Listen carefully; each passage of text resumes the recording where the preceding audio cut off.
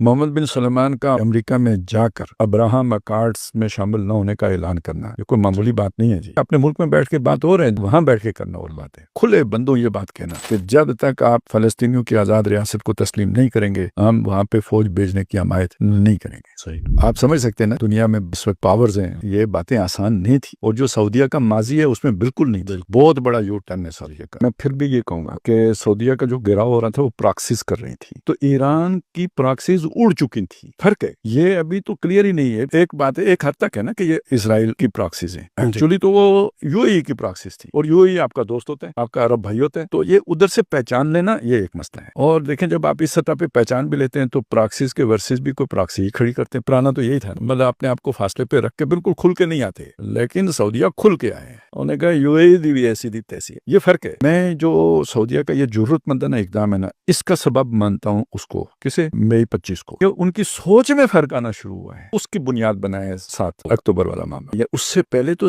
Abraham accord almost جو ہے نا متفقہ تھا.